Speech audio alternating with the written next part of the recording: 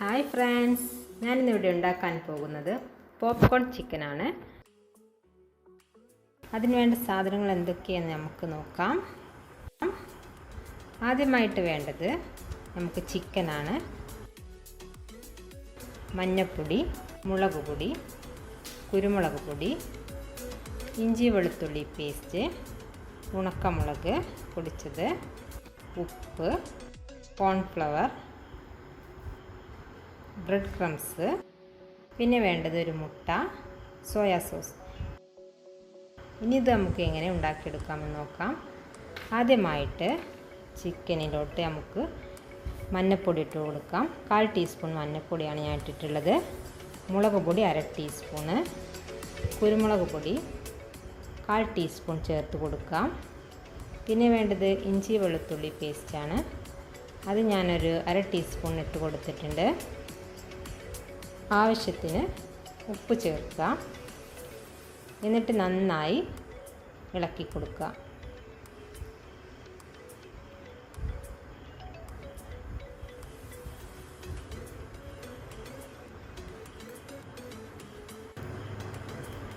നന്നായി ഇളക്കിയിട്ടുണ്ട്. ഇനി നമുക്ക് ഇതിലോട്ടൊരു മുട്ട പൊട്ടിച്ചു കൊടുക്കാം. ഇതും കൂട്ടി നല്ലതുപോലെ ഇളക്കാം. ഇനി ഇത് കുറച്ച് സമയം നമുക്കൊന്ന് മാറ്റി വെക്കണം കേട്ടോ. ഒരു അരമണിക്കൂറോളം മാറ്റി വെക്കണം, അത്രയും നല്ലതാണ്.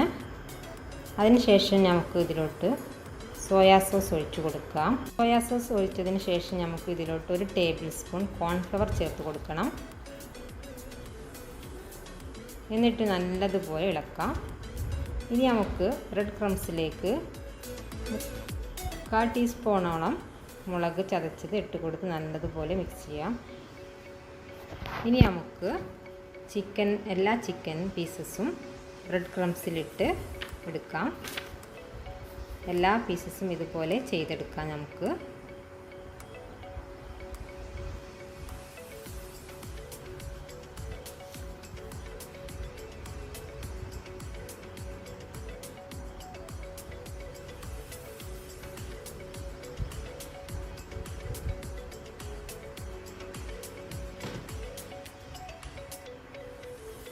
അങ്ങനെ എല്ലാ ചിക്കൻ പീസസും ഞാൻ തയ്യാറാക്കിയിട്ടുണ്ട്. ഇനി നമുക്കിത് ഫ്രൈ ചെയ്തെടുക്കണം. ഫ്രൈ ചെയ്തെടുക്കാൻ വേണ്ടി ഒരു പാൻ അടുപ്പത്ത് വെച്ച് എണ്ണ ഒഴിച്ച് കൊടുക്കുക. എണ്ണ ചൂടായതിന് ശേഷം നമുക്ക് ഓരോ ചിക്കൻ പീസസും അതിലോട്ടിട്ട് കൊടുക്കുക.